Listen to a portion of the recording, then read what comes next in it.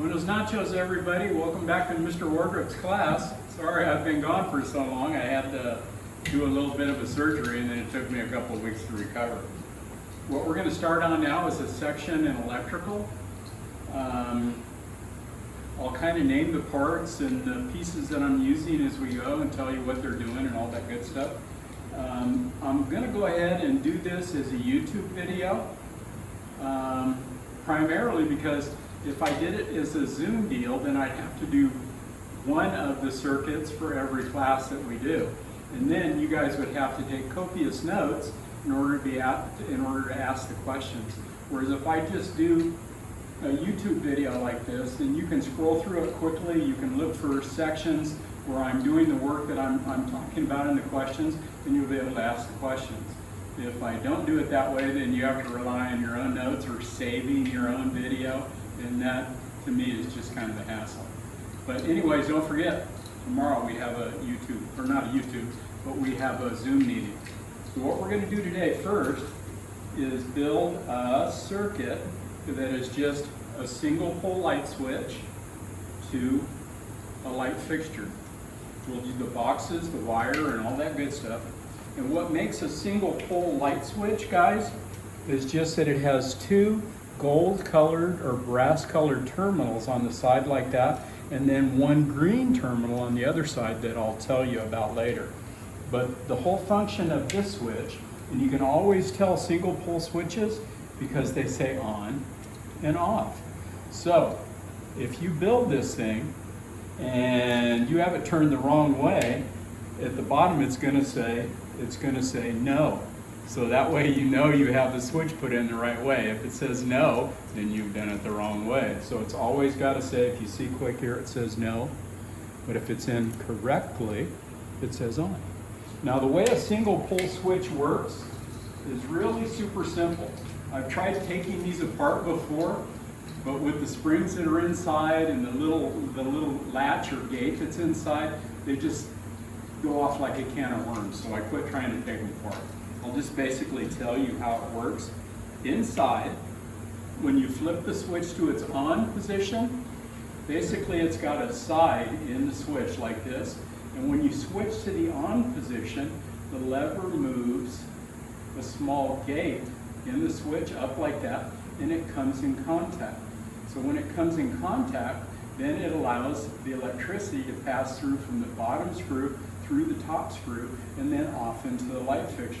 And when the thing is in its off position, then it breaks that contact and the electricity is not able to pass through. So that's basically the difference between on-off in a single pole switch. Okay, now we're going to start with a basic, everyday, what's called a handy box. Okay, these are real simple boxes. You'll notice that there's some holes in each end of it because I kind of pre-prepped it. I'm going to use those ends. And then our light fixture is going to be attached to what's called an octagonal box. Hence the shape and the name. Okay, should be pretty obvious. And I've put a hole in that one. Now, those holes are covered up. When you buy one at the store, they're all covered up like that with a little plug in them like this. Okay? So to take that out, basically, all you have to do is hit it and then take some needle nose pliers. Needle nose pliers because they have a very sharp needle nose.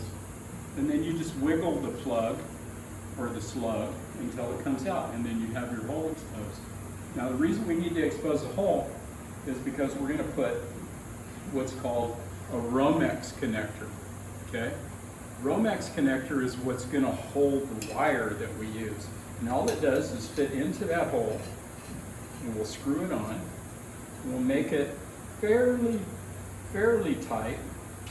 And if you want to tighten it even more, you can take your screwdriver, put it on top of the nut inside, and just tap it down like that to make it nice and secure. Okay, so we've got that done. We're going to use two on this handy box.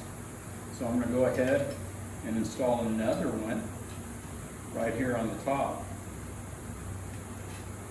They're pretty simple to put in.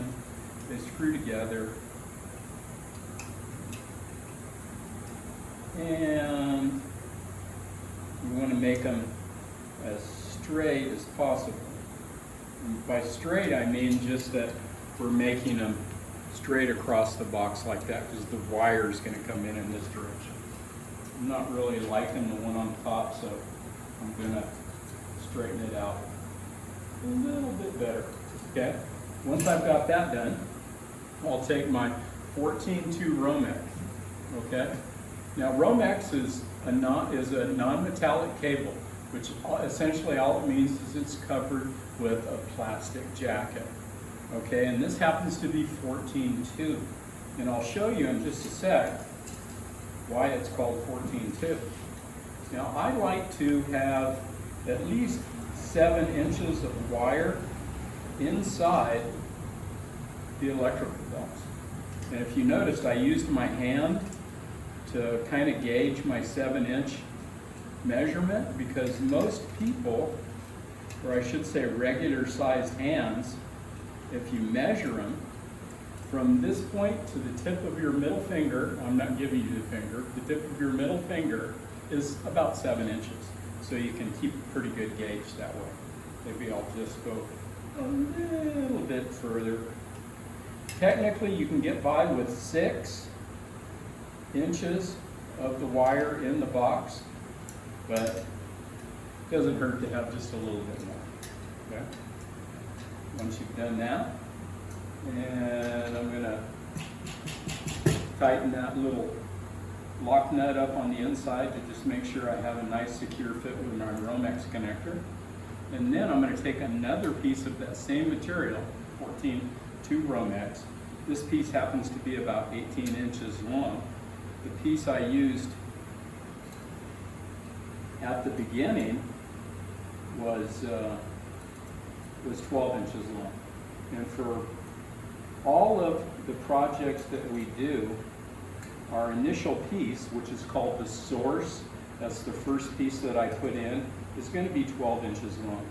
And for every project that we do, the source wire, which is, like I said, this small, this shorter piece that I put in first, the source wire is always going to be 12 inches, and it's always going to be 14-2 Romex.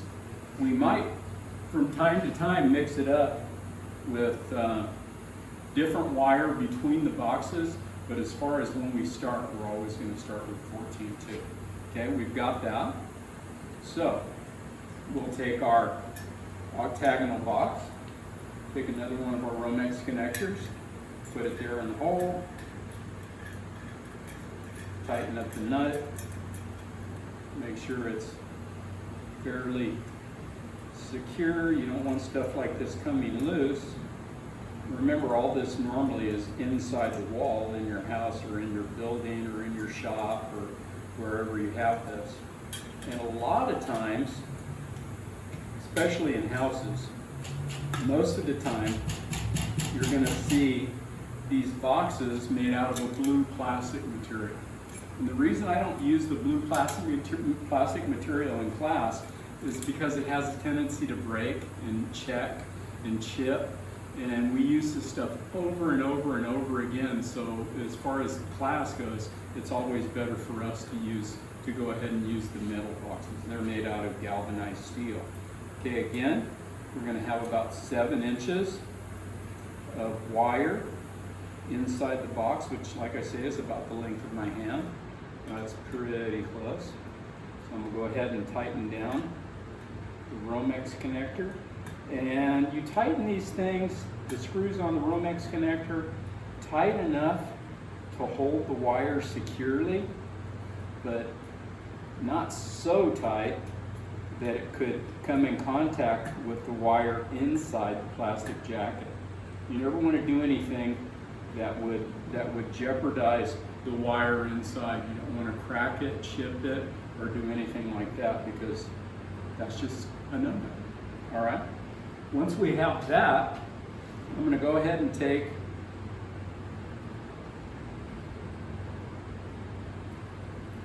a utility blade, and I'm going to carefully cut the jacket off of the Romex wire so that I've exposed the wires inside, and I'll cut that back Generally in class, I have you guys strip these before you put them in, but that's kind of the only reason I really do that, guys, is because I don't like to hand out 10 or 12 of these utility knives in class, because I always end up with people cutting their fingers or doing something like that, which has a tendency to make a mess on my floor, and then we have to clean up blood, and then you have to go to the office, and you're crying for a Band-Aid and everything else. Your parents have to come to school and pick you up and take you to get stitches, so it's just a hassle. But I'm going to trust myself with the blade. Wouldn't that be something if I actually cut my own finger?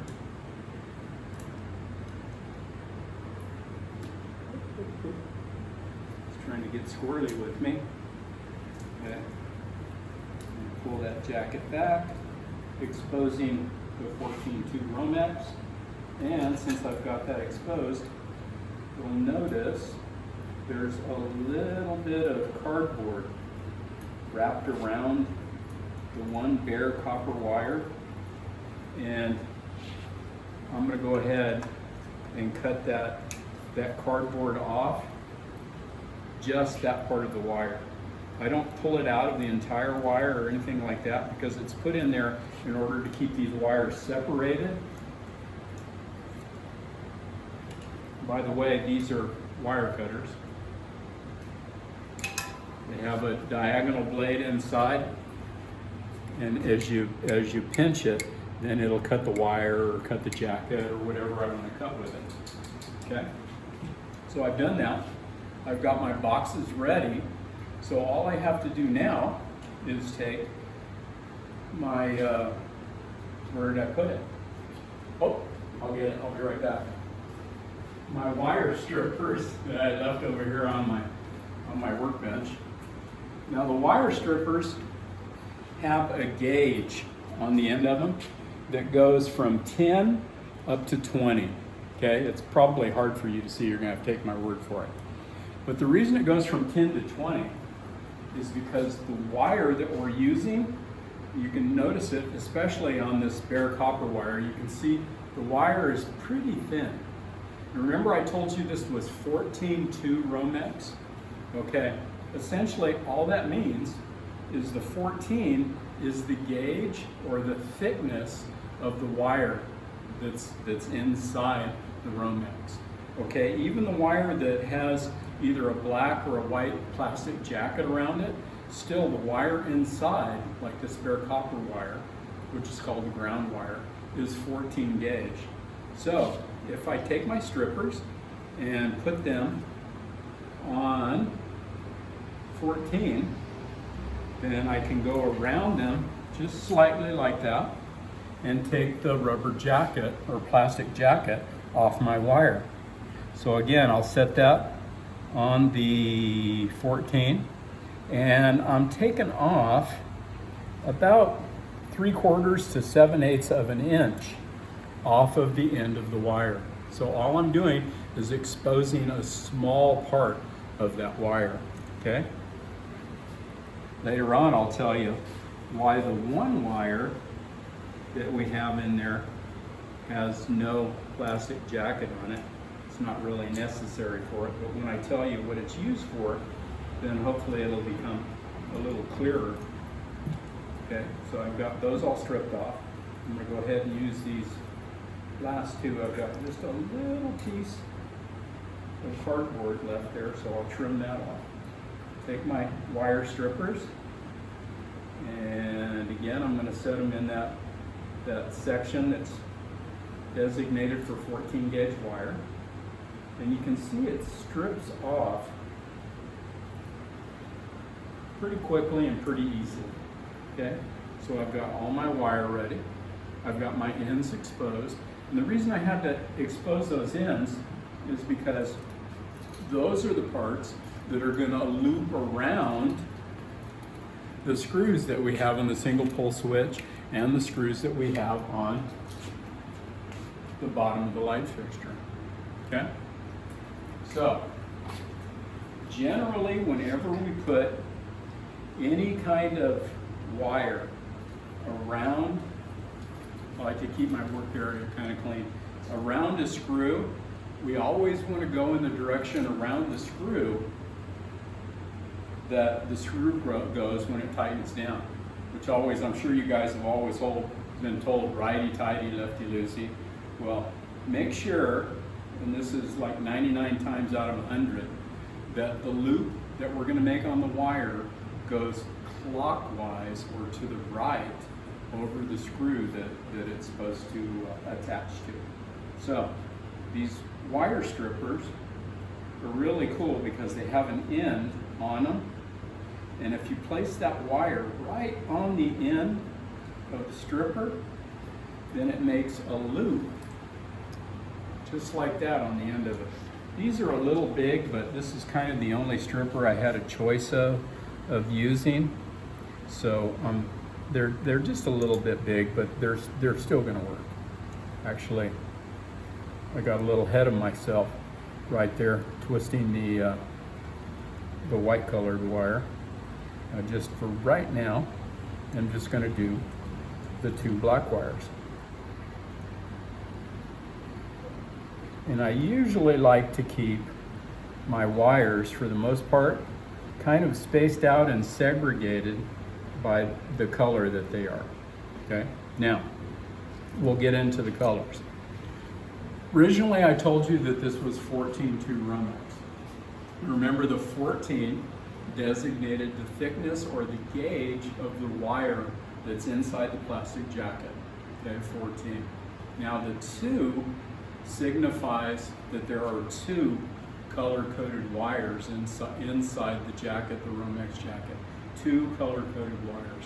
For this one, 14-2, we're always going to have a black wire and a white wire.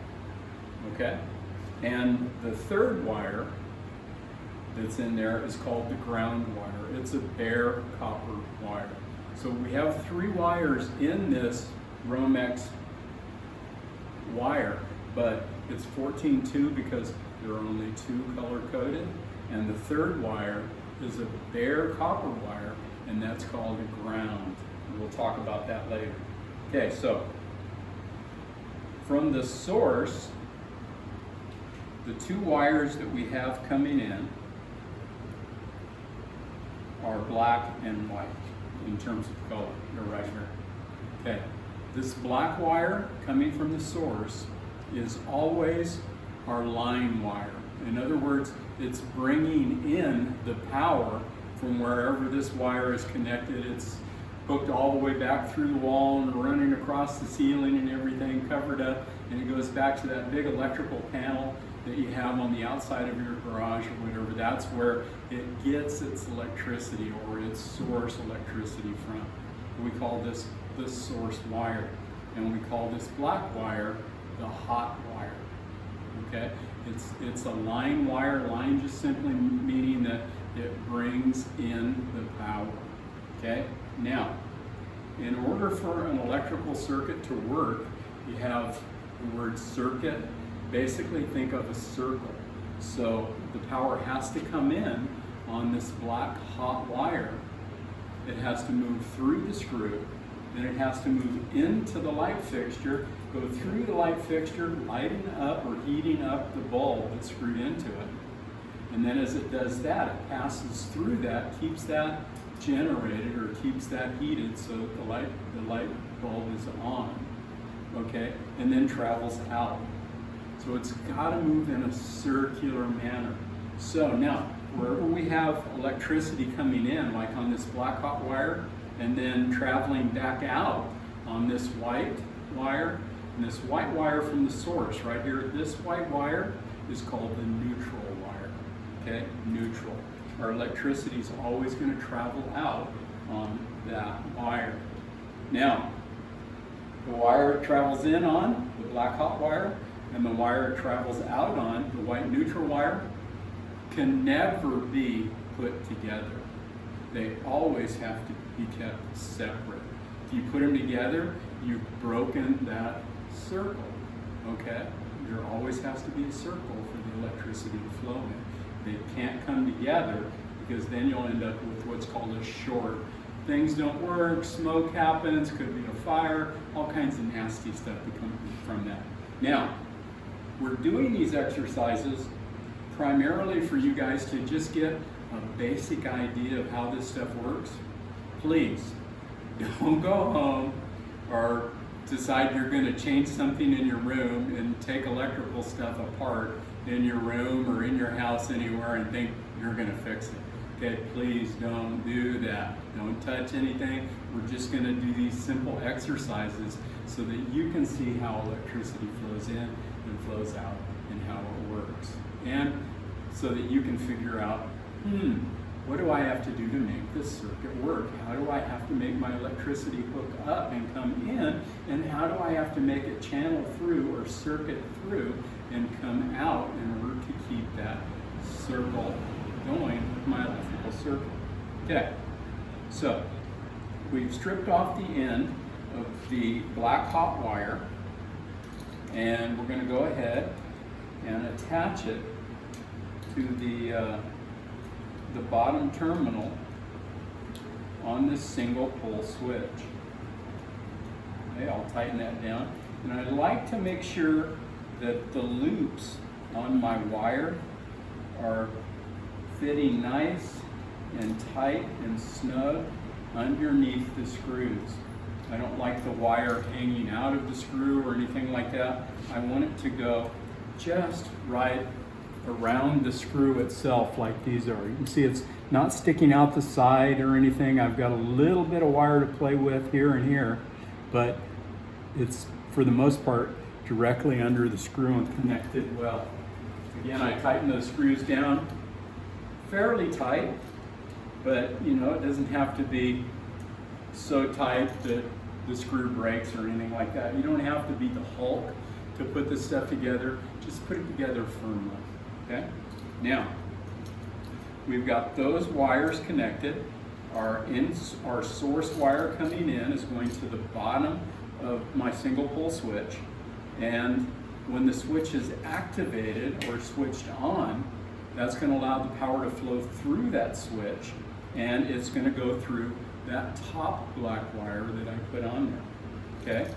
Once it does that, it's got to go to my light fixture in order to perform work. Okay? Because essentially that's what we're doing with this stuff, is we want the electricity to perform work for us, or to light up our bulb that we're going to screw into the light fixture. Now, let me show you closer here. On this light fixture, you've got two colors of terminals. Okay, there's a gold terminal. A gold terminal is almost always going to have a black wire on it. Okay? Now a silver terminal is only going to have a neutral wire on it. Okay? Only. And remember, the neutral wire from our source is this white wire right here. This white wire. Now, this white wire is only going to connect, if it has to connect to get somewhere, it's only going to connect to another white wire. And once it connects to another white wire, then the white wire that it connects to is also called a neutral wire. And remember, the neutral wire always, always, always, I'm going to cut these off just a little bit and I'll tell you why. The neutral wire always has, in the case of our circuits anyways, the neutral wire is always going to connect to a silver terminal. Remember I showed you there's a gold terminal, there's a silver terminal on this, okay? So I screwed those together so that they could give me enough wire running through this thing to get to my light fixture. Because remember, you can think in your house, there's a switch on the wall and the light fixture's on the ceiling or somewhere else in the room, and it has to get there. So it has to connect in order to get there. That's why we connected these wires. Now, my black hot wire is going to get attached to my gold terminal is trying to mess with me. My gold terminal on the light fixture. And just open that up ever so slightly. Okay.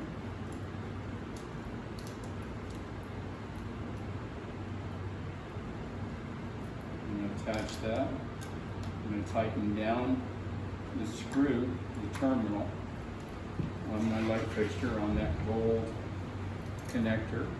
And then I'm going to take my silver terminal. Remember, I always like these to go around my screws clockwise. Okay, clockwise. So I've got those connected,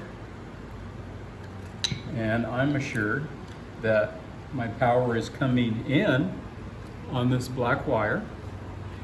When the switch is activated or placed in its on position, it's going to allow power to flow through that switch and then over to my light fixture.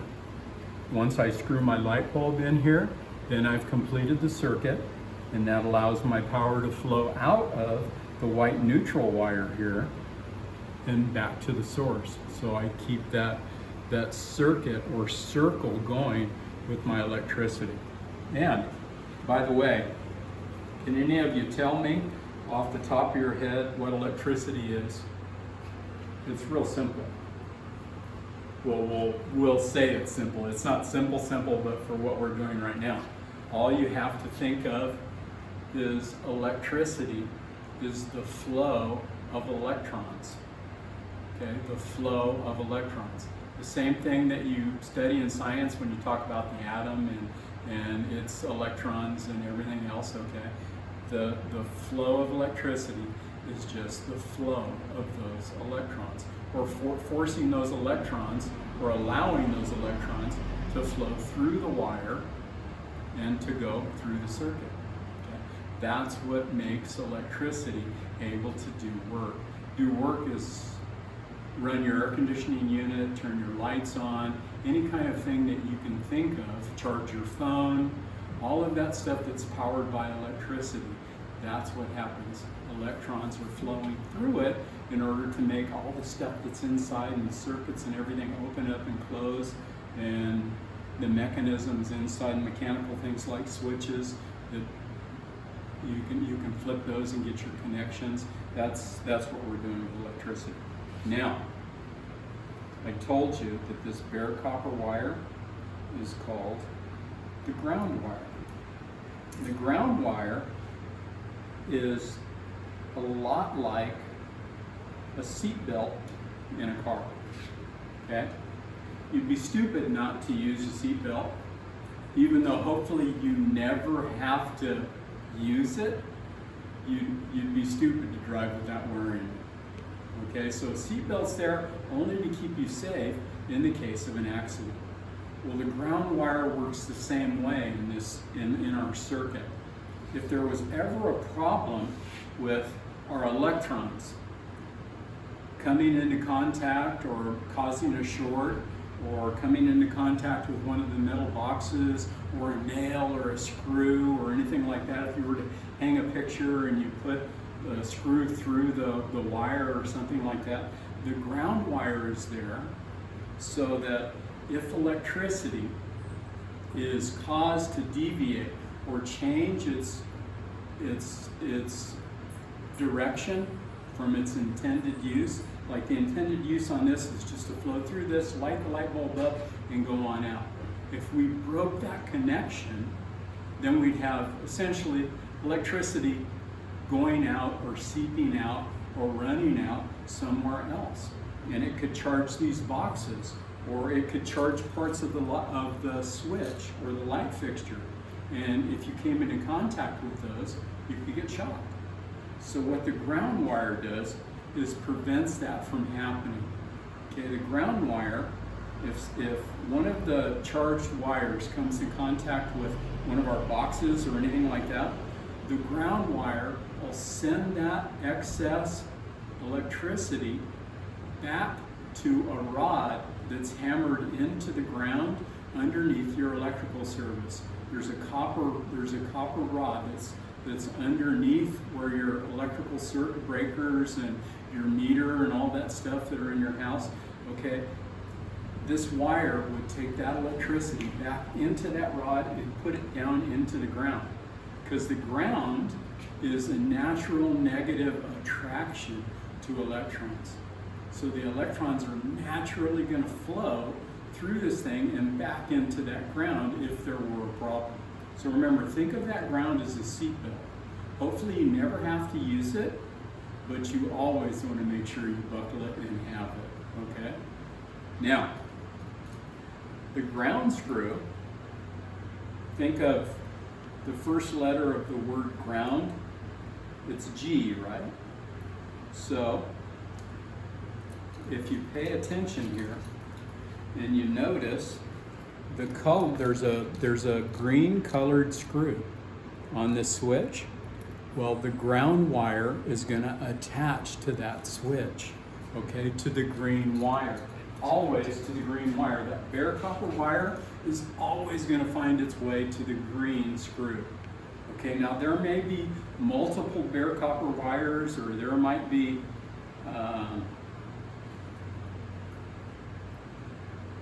well, there can just be multiple bare copper wires, and you're going to have to put them together. But only one screw, or I should say not one screw, but only one wire can attach to a screw. Okay, you can only have one wire. If you notice right here, we have a wire from the section of Romex that we put in here for the top to the light fixture, and we have a bare copper wire coming from our source. So what we're going to do is, let me get a short piece of wire here, and I'll show you what I'm going to make. I'm going to make what's called a pigtail, or a jumper, okay? I'm going to go ahead and take a scrap piece of wire that I have laying around. I'm going to set those two color-coded wires aside for that right now, and maybe I'll use them later. I'm just going to kind of save it, okay? Now, I've got my bare copper wire like this, and it's approximately a foot long, so I'm going to go ahead and just cut it in half. One end, I'm going to make a nice little curve or loop on the end of it with my wire strippers, okay? And I'm going to do the same thing with the other one. I'm going to put my strippers on there, wrap it around. Now, I've got two of them made. You're thinking, well, Mr. Wardrup, why'd you make two? Because you only have one green ground screw here. Here's the kicker. Whenever you have a metal electrical box like this, and it's not the case with plastic, only with metal. You see, if electricity comes in contact with this metal, then you could get shocked by this box. So the box has to be bonded or grounded also. So I have to have a green ground screw like this, and the box comes with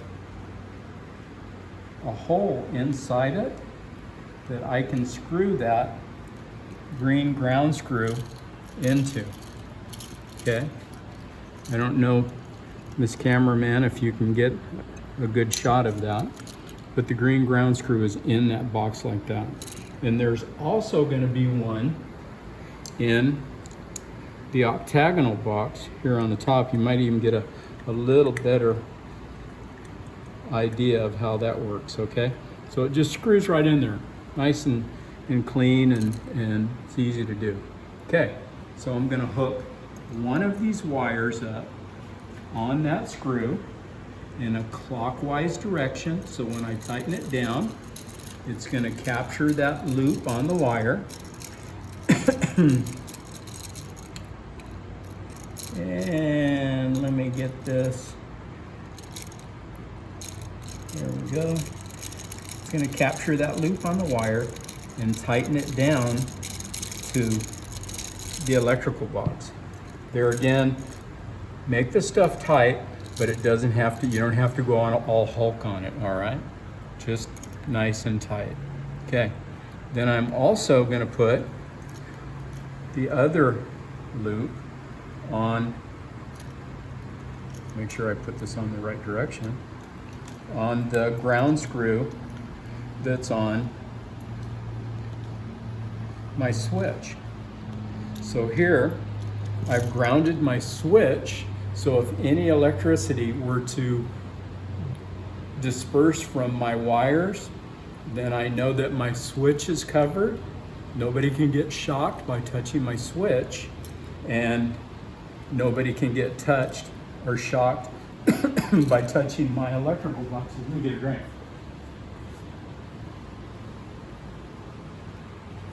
I love tea. Okay, so I'm gonna go ahead, I'm gonna save this one for a minute. Okay, now you're thinking, well, Mr. Wardrup, we've got these screws and the wires attached to these screws, but now we've got 4 ends. So what's up with that? Well, remember, I've only got 1 loop or 1 wire on each one of my screws, but I've got 4 wires here that I need to connect. So all I'm gonna do is put those 4 wires together and then take what's called a yellow wire nut. You should probably be able to figure out why it's called a yellow wire nut. A yellow wire nut typically holds 4 wires.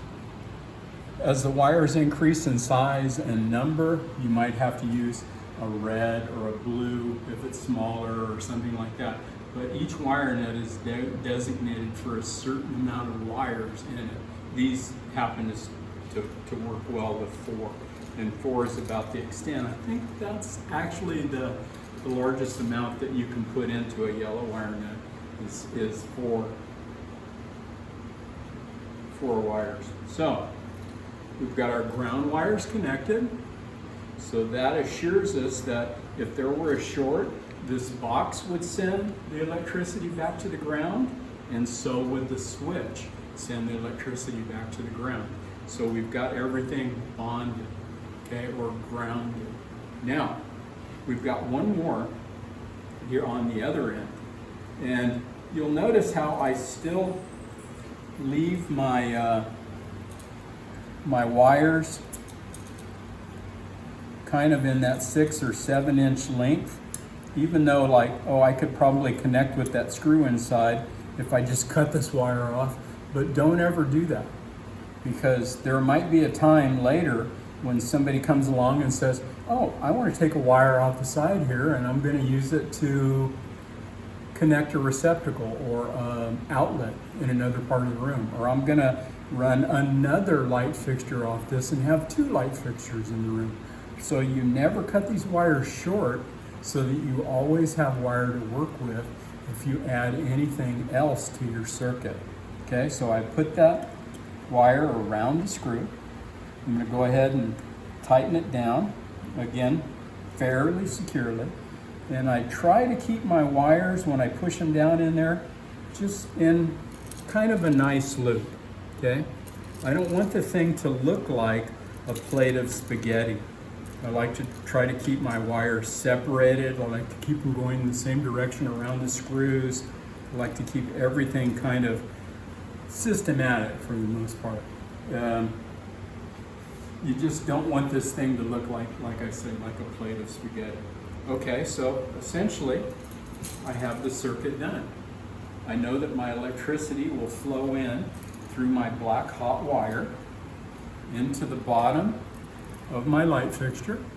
And once I flip that up to the on position, and you notice my switch says on, it doesn't say no, it says on. So I know I put my switch in the correct direction.